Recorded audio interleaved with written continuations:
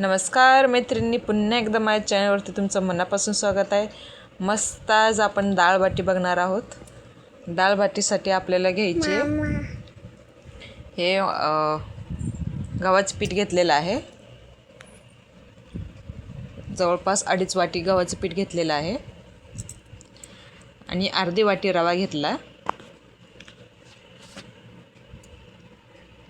आणि अर्धी वाटी बेसन घेतलेलं आहे.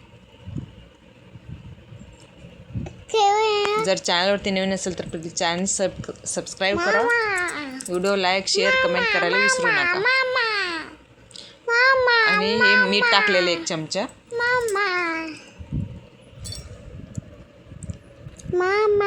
आणि 1 चमचा ओवा घेतलेला आहे.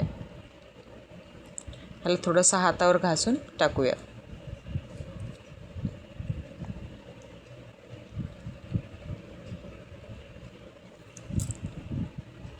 चॅनलवरती नवीन असेल तर चॅनल सबस्क्राईब करा. व्हिडिओ कसा वाटला ते कमेंट आणि लाईक करायला विसरू नका. व्हिडिओ पूर्ण बघता पण लाईक करायचं विसरून जाता. बघताच एक व्हिडिओ लाईक करा. हे चपातीसारखं एकदम पातळ असं मळायचं नाही आहे. चपातीचं पिठापेक्षाही घट्ट मळायचं आहे. आणि ह्यात तूप असेल तर 1 चमचा तूप टाका, नाहीतर तेल वापरत असेल तर तेल टाका. हे बघा, ह्या प्रकारे घट्ट असं मळून ठेवलेला आहे. ह्याला तेल लावून 10 मिनटं झाकून ठेवूयात. आणि इकडे डाळसाठी कुकरमध्ये मी भात आणि डाळ दोन्ही लावलेले आहे. एका डब्यात भात लावलेले, एका डब्यात डाळ टाकलेला आहे. आणि तिकडे कुकर शिट्टी मारते, तोपर्यंत आपण इकडे बाटी करून घेऊयात.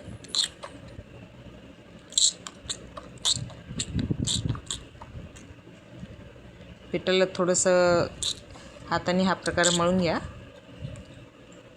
ह्याला लाटून घ्यायची नाही आहे. लाटून घेणं खूप डबल टिबल काम होईल.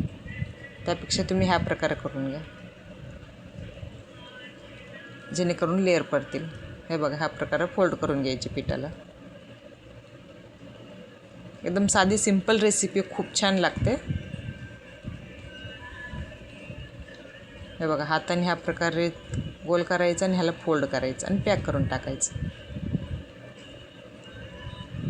खूप छान टेस्टी लागतो.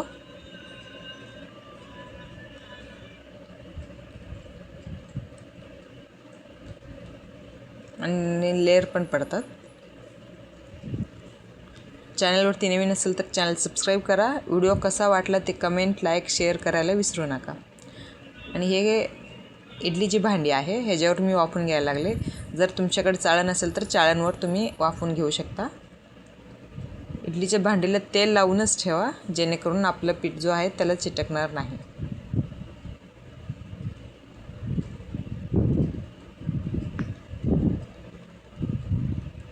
ते नंतर वाफल्यावर थोडंसं फुलते, त्यामुळे कमी असलेलंच थोडंसं दाबून व्यवस्थित ठेवा. तिकडे दोन्ही कुकर होतं तोपर्यंत तिकडे चिंच ठेवलेलं आहे मी भिजत. 7 ते 8 मिनटं झाल्यावर आपली बाटी तयार होते. इकडं बंद करून ह्या प्रकारे काढून घ्या.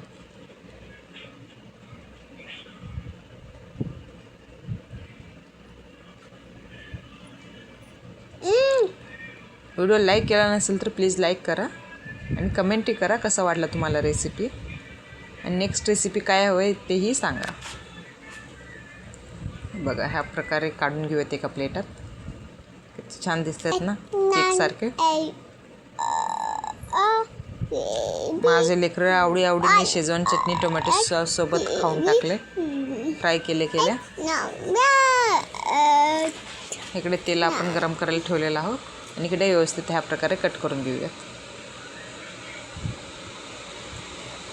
पूर्ण आखा सोडला तर त्याला खूप वेळ लागतो फ्राय व्हायला. तर ह्या प्रकारे कट करून घ्या. एका ह्याच्यात 4 करा.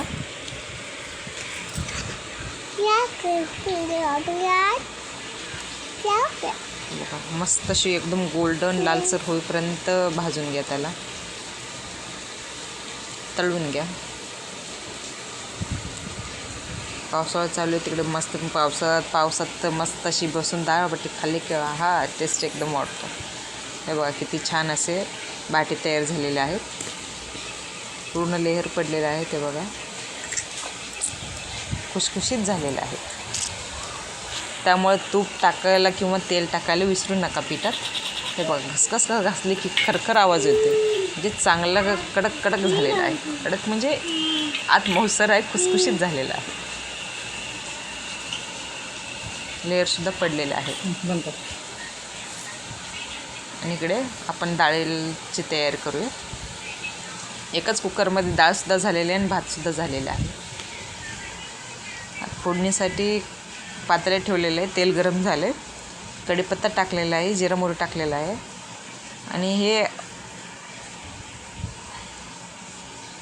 लसूण आणि अद्रक ठेचून टाकलेलं आहे.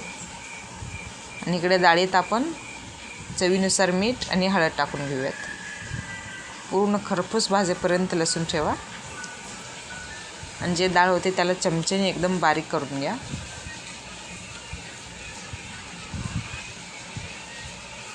ते खरपूस तसं भाजलं की 1 चमचा लाल मिरची पावडर टाका आणि 1 चमचा काळे तिखट टाका.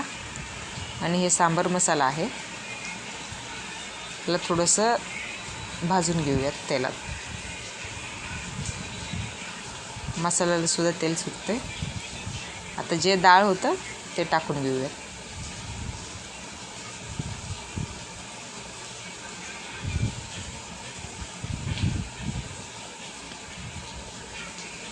आता तुम्हाला हवी तेवढं तुम्ही पाणी ॲड करू शकता, घट्ट पातळ ह्या प्रकारे. आणि ह्यात गूळ टाकलेला आहे, मग गुळाची कडे. आणि शेवटी चिंच टाका आणि 2 उकळे मारून घ्या.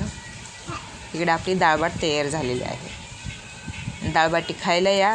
तुम्हाला रेसिपी कसं वाटलं प्लीज लाईक शेअर कमेंट करायला विसरू नका.